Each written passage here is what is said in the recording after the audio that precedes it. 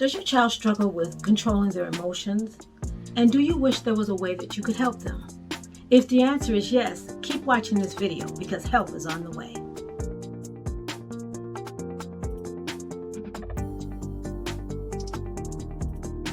Teaching self-regulation is the job of every parent or adult that's in that child's life. But in order to teach it, you have to understand how the brain works. And in order for you to understand how the brain works, I'm going to use an analogy by Dan Siegel that talks about a two-story house. So think about the brain like a house that's divided into two different but equal parts: the upstairs, the downstairs, and a staircase that allows information to go up and down. The downstairs brain is also called the primitive brain, and it includes the brainstem, the limbic system, and the amygdala, and it is well developed at birth. Within the downstairs brain, it controls the survival functions such as blinking, heart rate, breathing, and digestion. Here you will also find the strong emotions such as anger and fear and sadness, and also the intuitive responses of fight, flight, or freeze. The upstairs brain is much more sophisticated, and it includes the cerebral cortex, and it is responsible for our critical thinking, our problem solving, self-awareness, empathy, and it takes much longer to develop. So think about this part of the brain as under construction. And as a matter of fact, it's not fully developed until our mid-20s. So just as in a real two-story house, you need a staircase to go from the bottom to the top. It's the same way with the brain.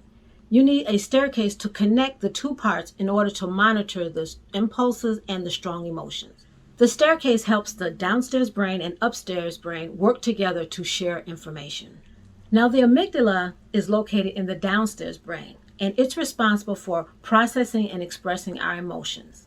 When the amygdala feels or senses danger, it blocks information from going up the staircase to the upstairs brain. Remember, that's where we get all of our processing and our problem solving. But when it senses danger, it blocks that from happening. And then what happens is we get what's called the act before we think behaviors. So when children have times of high emotion and stress, that means that the amygdala has shut off access to the upstairs brain, and it will make it very difficult for them to be able to be calm, reasonable, and exercise good judgment. So when a child is having a tantrum, that means the reasoning part of the brain has been cut off, and all they have left is the emotions, and that's what's kicking in. So then how do you help your child control their emotions? Well, the first thing is to remember that the upstairs brain is still under construction. It's not fully developed, and it won't be until their mid-20s. So then you have to change your expectations, not to expect them to have good judgment all the time, to remain calm all of the time, to have empathy all of the time, but understand that you're going to have to help them with this process.